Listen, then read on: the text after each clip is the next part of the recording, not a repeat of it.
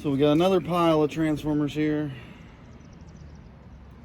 I've already checked all of them, scratch tested them to see if there's any that are double aluminum. As we have gone over before, the double aluminum ones, which are the ones back there, I do not break down. It's just not worth the time. So as long as they have one copper coil, I will break them down.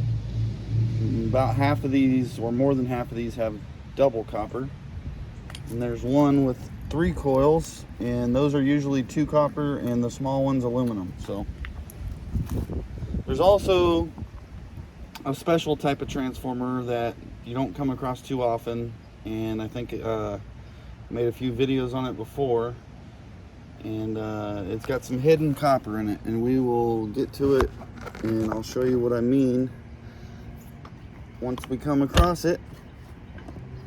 So let's see how much we can get out of these. So I've got 12,000 watters and a couple of 400s and 250s and 175s.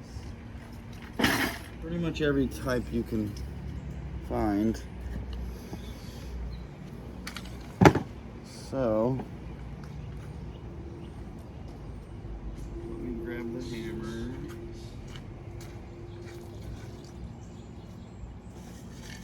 This is the only hammer I recommend for doing this. The 3-pound, sometimes they're 4-pound. I call it a sledge, mini sledge. You can call it a dual head, the pain giver, but it's got a flat head on the end, and I use that to crack these.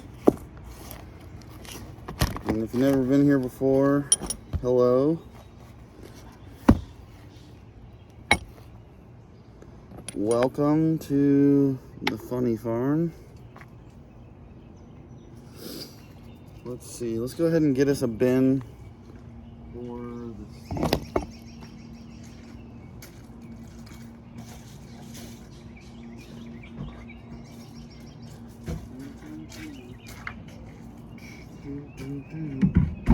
And we're gonna need a bucket for the cover.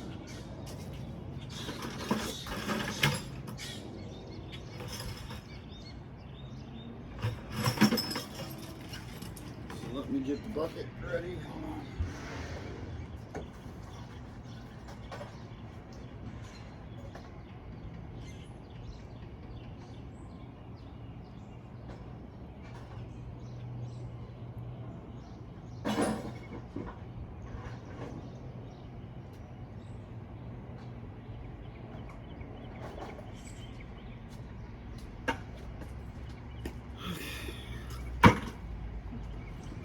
Make sure we got a clear space to stand on so we don't fall. Alright, so there's going to be an easy way to break these down by hand. Or the proper way, let's just say that. The proper way to break them down by hand. You don't need a grinder unless you have some hang-ups or delaminated ones.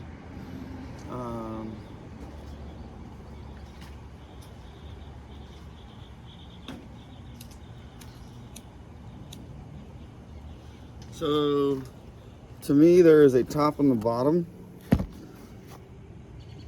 Usually the smaller coils, see there's 2 different sizes. Sometimes they're the same size, but most of the time there's a smaller coil and a bigger coil. And almost every time the top is going to be where the small coil is. It's got more surface area behind this weld to hit versus, let's do this one. See, big, small. I'll turn it the opposite way and you can see the weld is much smaller. The area behind the weld is much smaller. Yeah, unless you're a sharpshooter for the Marines, I recommend this side to hit at. Obviously, you've got probably more than twice the amount of room to hit at. You can do that if you want, but you'll lose some fingers and you'll delaminate it pretty quickly if you're hitting the wrong side. So I prefer to put it on some kind of softer surface with a hard surface underneath for two reasons. One, you're gonna dampen the blow to where you're not gonna crack whatever you're working on. Well, I mean, if you're using a steel table, you really don't have to worry about cracking it, but I am on a slab of concrete here, this rock wall with concrete on top. So I like to put a piece of carpet. This happens to be a piece of carpet with rubber on the other side. And it also, number two, it gives that weld a place to go. Just that little bit of room to move when you're hitting it. So, take the hammer, give it a couple whacks.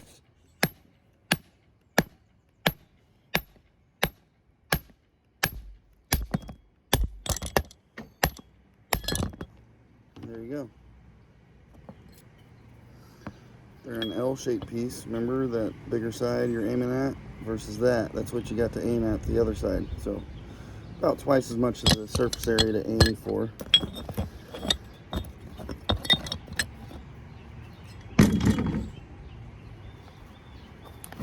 Spin it around. Do the same thing.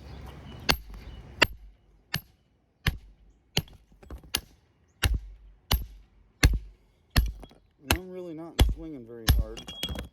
I always say, it really doesn't take that much to crack them. Some are more difficult than others. So then what you're left with is these little pieces on the side. You want to knock those out. They'll come out pretty easily.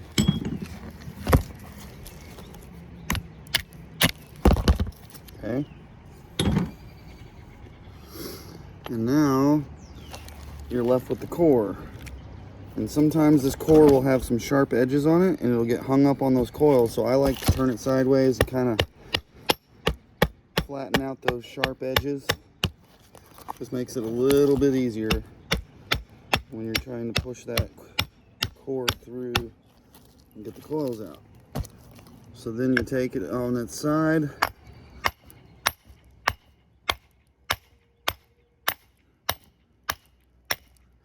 Start hitting it through like that. You can also put it in a vise.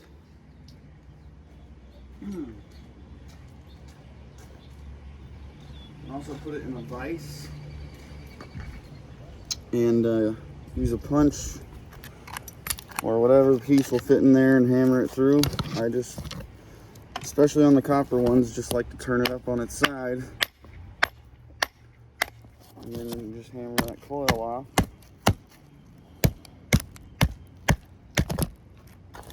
And I can tell by the weight, and you should be able to tell as well. That is copper. Nice and heavy. And then I usually just try to slam this one down. This one's being a little more difficult, so I believe it's an aluminum one. Could be wrong. You can grab the scratch tester and check it out. No, it is indeed copper. So hammer the edges down.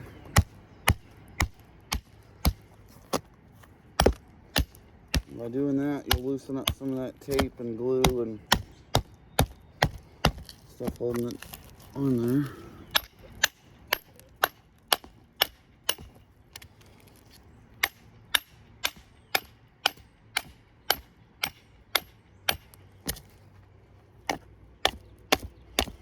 And sometimes they'll get hung up pretty good, or you'll want to take it to the vise. And this one being difficult, of course, so we're going to set it to the side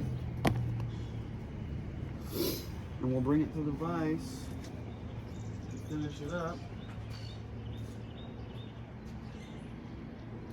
What did I do with my drink? Just a second.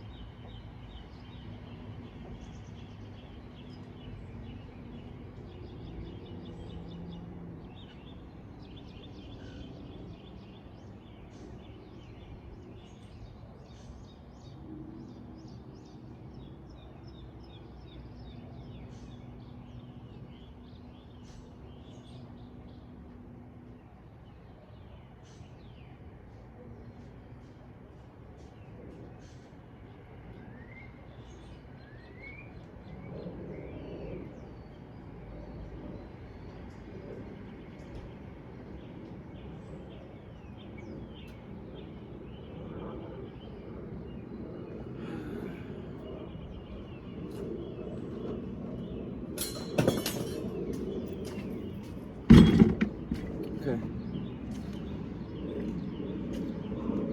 Let's see if we can knock a few of these out. Stop chit-chatting. Get to work here.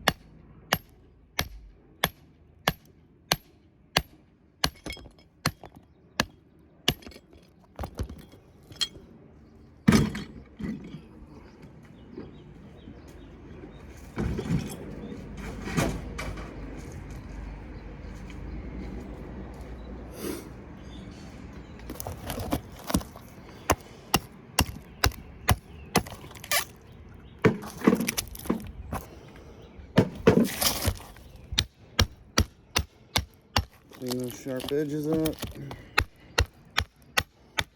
Doesn't take much.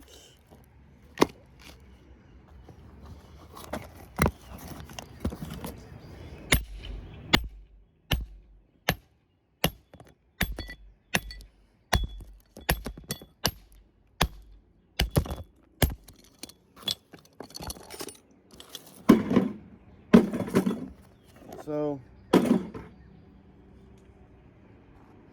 here we've already come across that hidden copper. So normally, if you're buying them or just want to test and see if they are aluminum or copper, you're going to take your file just like this where you can see that exposed wire and you're going to scratch it, right? You usually scratch it right there on the end because that's sticking out. And as you can see, that's aluminum. And then you'll turn it over and you'll go to the other coil and you'll scratch it.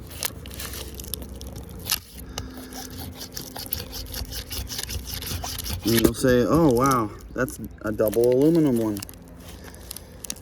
But if you went ahead and broke it down and got the coil off, you'd feel the weight and you'd say, well, that doesn't feel like a heavy copper coil, but that doesn't feel like a small aluminum coil that weighs nothing either. It's kind of in between. That's how I came across it one day, because I broke it down and felt it. I was like, that just doesn't feel right. So if you look closer, there's different colored wire running through it. It's hard to tell on this camera, but there's like a yellowish wire out here and then a darker orangish color inside there. And if you look when I scratch it, down in that center piece, which you normally don't scratch down there, see that copper hidden down in there? So there's an inner copper core to this whole coil. And that little tiny bit of copper running around there weighs more than all of this aluminum on the outside. All of that aluminum right there. This weighs, that little couple strands of copper weighs more than that. So yeah, it's definitely worth it for me to break these down. And you know, it's tricky to know which ones have it, but they're usually a different color on the coils inside. And it's always the one coil on it. It's not both. It's usually the smaller one. And they're usually on 400 watters. This is like maybe the third or fourth time I've found it on 1,000 watt. So that weight definitely will add up. And my buddy Project Shop, I shout him out on every transformer video because he's the one that got me started on the scrapping of the transformers. And shout out to my brother Project Shop. And he's done a few videos on these, you know. And I mention to it all the time, like, hey, remind the people about that hidden copper coil. And he's like, well, I don't come across them too often. There was one batch of transformers. I had like, I don't know, 20, 30, or 40 of them. And almost every one of them had that hidden copper. And at first I was like, man, I'm not going to make anything off of it. But then I found out that every single one of them had that hidden copper in it, and it ended up turning out pretty good. So, let's see if I can. The problem with the aluminum coils is it's always tougher to get them out. Always.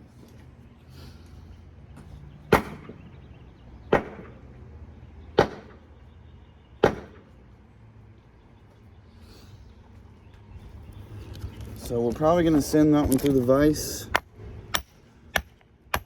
unless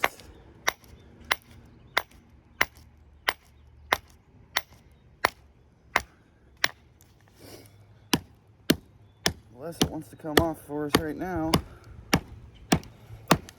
Then we can go ahead and show you how to get it out of the center. It's coming off.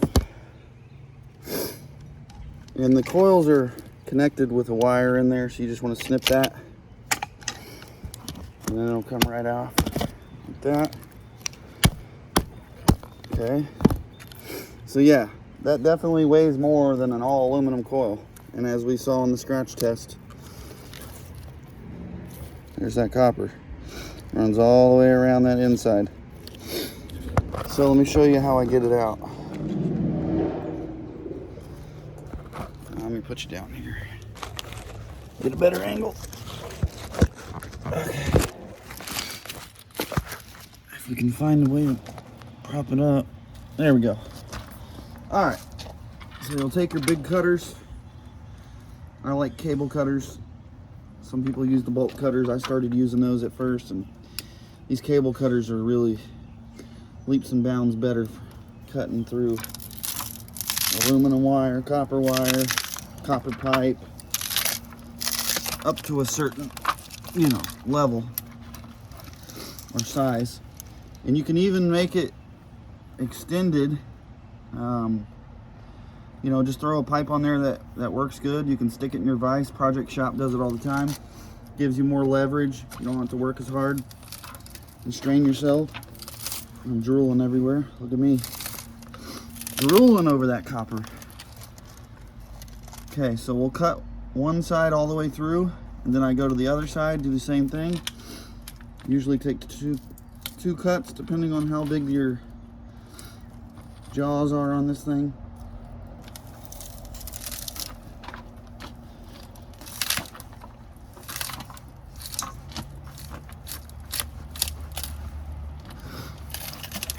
Okay, that side.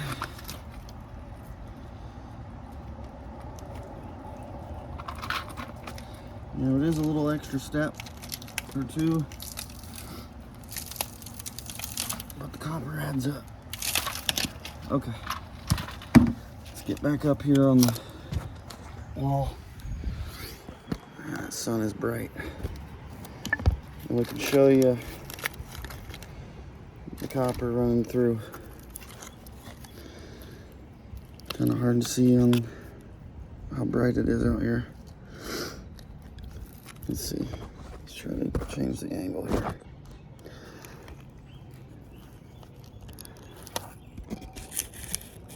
All that copper's right in that center, both sides. So what you do is you'll take your hammer and just whack it right on the corner, and that copper usually pulls right away from that aluminum. Sometimes it gets a little jammed on it, but you can pick those few pieces off of there if there's a few stuck, and they usually are, you know, come off in a good chunk from each other. So just like so. Make sure we don't have it flinging everywhere. And then you can get those little straggler pieces. You know, the yard shouldn't make a big deal about a couple strands of aluminum on it, but I'll try to clean it up as best I can right here, so there's no question that it's copper.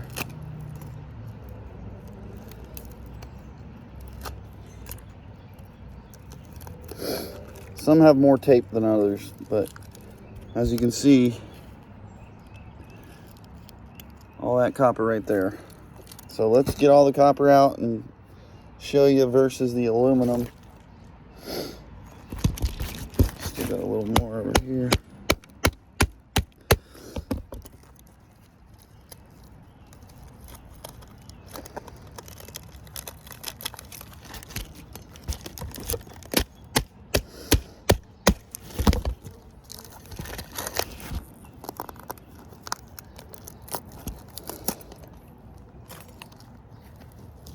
Dropping pieces.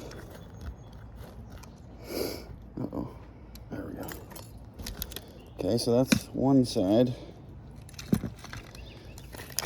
And it kind of helps peel the tape off a little bit.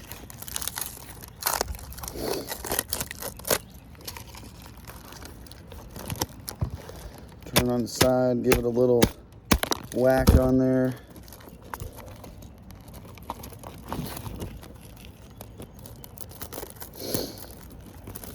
Still got a few pieces hanging on, but they come right off of there.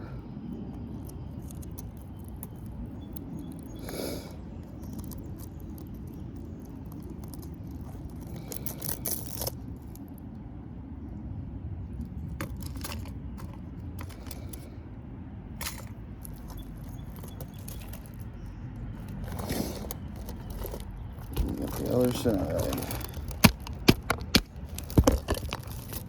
That one worked much better.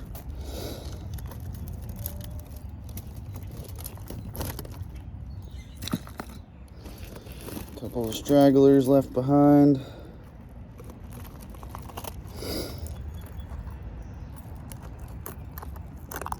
Every bit adds up, right?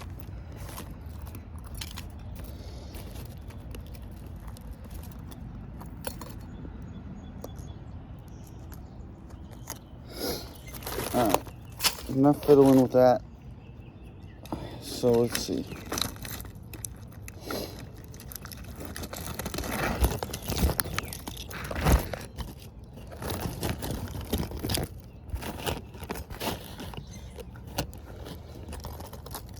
Goodness gracious, come on. Okay, one more piece. That little bit of copper we recovered from that is about a pound. And then it weighs probably twice as much as all of this aluminum. Pretty wild, huh? There's a couple more pieces right there that I've missed. Pretty wild that it weighs much more, but it does. So there's finding more pieces as we go. Just adds to the pile. Cannot complain about that. I think we have one more like that. I'm not going to go in depth on it again, but I just wanted to show you that in case you come across it. You know, it's an extra $3.50 that you would have otherwise either left whole or broken down and got 30 cents a pound. So it's basically 10 times as much as, close to 10 times as much you would have got by breaking it down and getting that copper out then just keeping it and selling it off as an aluminum.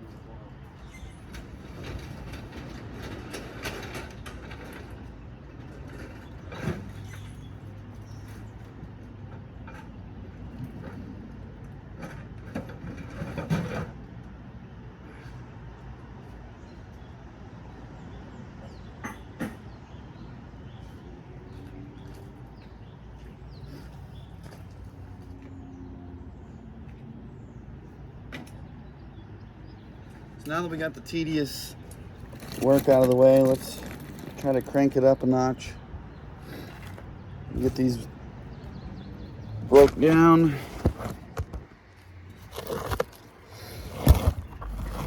Here's a triple coil. It's going to be 2 copper, 1 aluminum. It's always nice when the smaller one's aluminum. A lot of the times the bigger coil is aluminum. For whatever reason, on the triple coil, it's the opposite.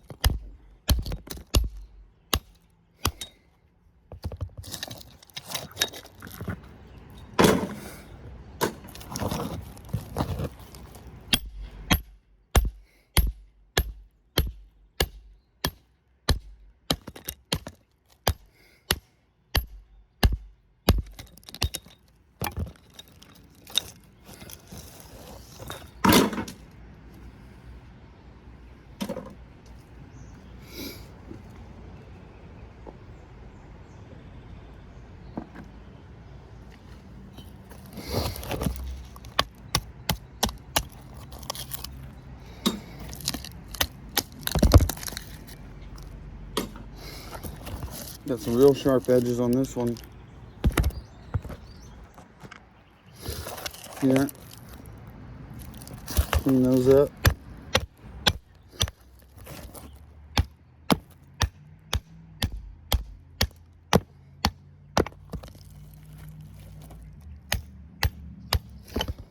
These coils are already wanting to fall off, but I'll put them to the side and come back.